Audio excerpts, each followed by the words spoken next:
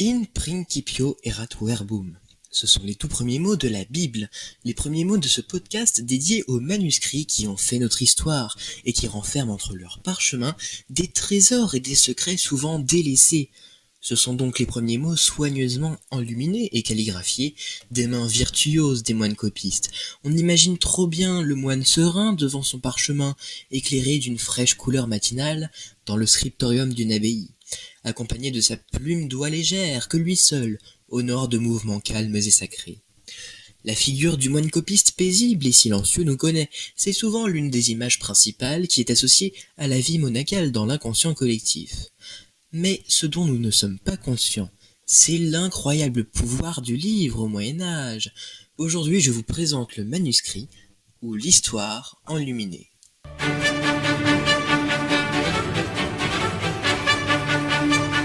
Post-scriptum avec Éloi Sainteau.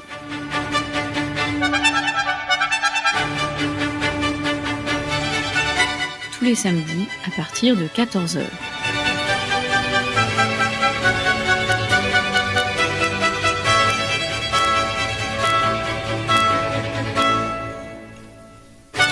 Il faut savoir qu'au IXe siècle, c'est le début des grandes abbayes d'Occident. Plus de 2 millions de manuscrits ont été copiés. Avant l'invention de l'imprimerie, la copie de manuscrits a souvent été une affaire religieuse. Les plus grandes abbayes consacraient une salle entière à cette activité, le scriptorium. C'est l'endroit réservé pour la confection des plus belles calligraphies et enluminures que nous connaissons aujourd'hui. Au début, l'usage des manuscrits était uniquement monastique. On recopiait des bibles, des vies de saints, des bréviaires, des psautiers ou encore des chartes pontificales. Tous ces ouvrages étaient conservés dans l'enceinte d'un monastère. Tout cela est bien beau, me direz-vous, mais comment diable fait-on un manuscrit ? Eh bien, je vais vous le dire. Tout d'abord, il nous faut le support, du parchemin ou du papyrus. Il ne faut pas sous-estimer le papyrus. Souvent associé à l'Égypte et ses pharaons, le papyrus ne demeure pas moins un support d'écriture courant en Occident. Pour le parchemin, toute une série de transformations sont nécessaires pour convertir le cuir animal en feuillets sur lesquels sont calligraphiés et enluminés d'innombrables textes latins. On utilise du parchemin de veau, d'agneau, de chèvre ou encore de chevreau. Les animaux jeunes sont très prisés puisque leur cuir est souple.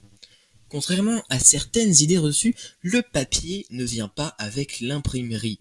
Il est déjà présent en Espagne en 1100. Le papier a suivi la route de la soie depuis la Chine, et il est considéré comme moins noble que le parchemin. En effet, il brûle plus vite. Cependant, le papier finit par s'imposer en raison de son prix.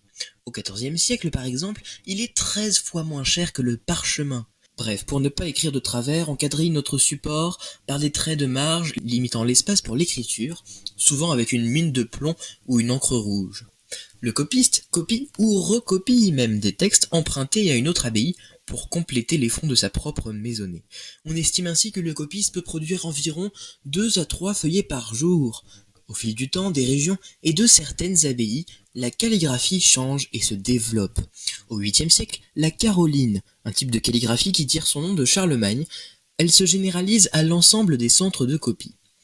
C'est une écriture assez ronde et très lisible, plus lisible en tout cas que sa précédente, la minuscule mérovingienne. C'est donc cet alphabet qui globalise les règles de séparation des mots par un espace.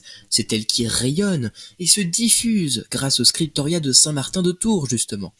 Mais de par sa généralisation à l'ensemble des territoires d'Occident, elle commence à dériver en certaines caractéristiques plus gothiques. Les lettres deviennent plus anguleuses au Xe et XIe siècle. Après avoir été calligraphié, notre texte passe entre les mains d'un rubricator. C'est le moine qui va clore ou introduire un chapitre par une phrase en rouge. Rubrique vient du mot rubens, en latin, signifiant rouge.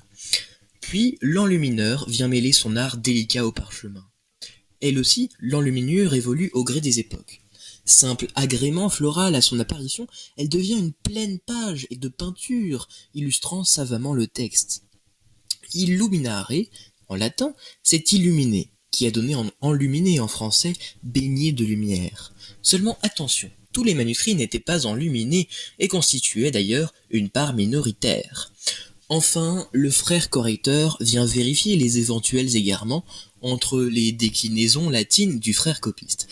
Dans le scriptorium, donc, se mêle une longue tradition de divers métiers pour la confection d'un manuscrit encadré par l'Armarius, le frère bibliothécaire, un moine de confiance dont la fonction a donné sans surprise le mot armoire. C'est au sein des monastères que se constituent les premières grandes bibliothèques.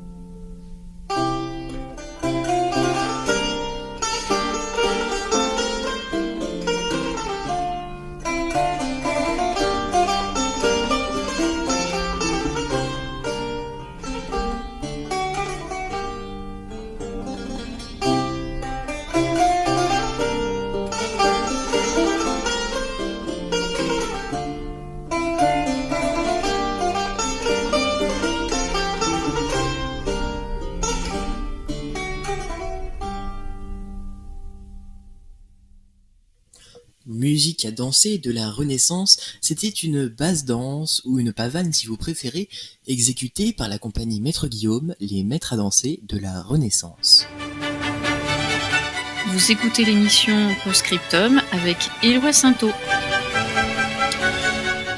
16 000, c'est à peu près le nombre de manuscrits du 8e siècle qui nous sont parvenus.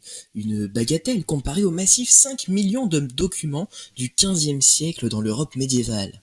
Certes, les pertes dues aux incendies, aux pillages, des guerres civiles, des révolutions et autres catastrophes peuvent contribuer à créer un écart aussi important. Mais c'est une cause qui détient probablement une part moindre ou quasi infime finalement. En réalité, cette explosion de manuscrits est bel et bien présente et est due à la décléricalisation progressive de l'activité manuscrite au fil des siècles. Ce n'est en effet plus le clergé qui conserve le monopole du livre, cela se répand petit à petit dans toute la société. Les scriptoria monastiques se substituent donc aux ateliers urbains suivant l'essor des grandes universités. Ainsi connaissons-nous la grande et prestigieuse Sorbonne aujourd'hui, et qui en fait est la lointaine héritière du quartier latin de Paris. Au XIIIe siècle, les collèges, au départ tenus par des abbayes parisiennes, sortent de terre comme des champignons. Le collège de Sorbonne, le collège des Bernardins, le collège des Cordeliers, le collège des Cholets, le collège des Bons Enfants, tout autant de noms qui résonnent encore dans le quotidien de notre actuel quartier latin. Ce brassage de milliers d'étudiants venant de tous horizons et de toutes contrées nécessite évidemment l'acquisition et la production de milliers de livres pour cette ville-université, où l'on enseigne la théologie, le droit, l'astronomie ou la rhétorique. Paris devient l'un des plus grands centres de production livresque. Nous assistons à un rétrécissement de l'appartenance de l'objet livre. D'abord, outil commun de méditation, nous l'avons déjà dit, dans les monastères, il se fait plus particulier et reflète des aspirations de son propriétaire. On se rappelle du roi Charles V, dit le sage, qui avait fait une collection de près de 1000 livres en 1380 dans sa librairie au Louvre et au château de Vincennes. C'est donc probablement la plus importante bibliothèque d'Occident, où les courtisans de la cour pouvaient emprunter ou bailler au roi, comme on disait à l'époque. Dans une politique de grande acquisition, Charles V traduit en français des œuvres philosophiques, ou politiques, ou même scientifiques. C'est un roi, Charles V, qui sait raison garder et délaisser l'image du roi belliqueux et fougueux. À en croire Christine de Pisan, femme de lettres de cette époque, Charles V passe beaucoup de temps à lire, jusqu'à même l'heure du souper. Elle nous rapporte également du grand amour qu'il avait pour l'étude et les sciences. C'est un homme qui veut s'identifier au modèle du roi juste et sage. Mais 1000 livres, pour l'une des plus grandes bibliothèques d'Occident, ce n'est pas beaucoup, me direz-vous. Mais il faut savoir qu'à cette époque, le prix du livre est terriblement cher. C'est un produit de grand luxe.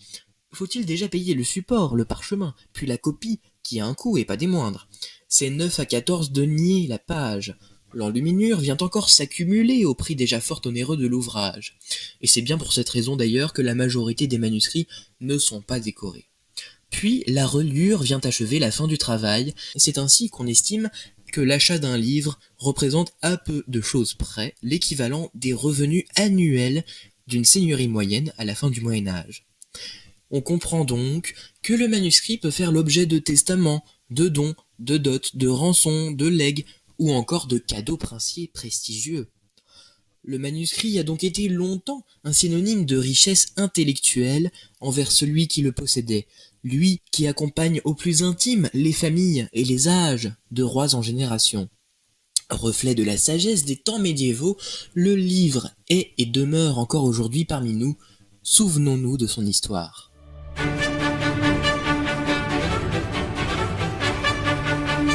C'était Postscriptum avec Éloi Sainteau. C'était l'incroyable aventure du livre parmi les âges. Retrouvez-nous la semaine prochaine pour l'affaire qui va clore cette deuxième saison de Postscriptum, la terrible et intrigante affaire des poisons.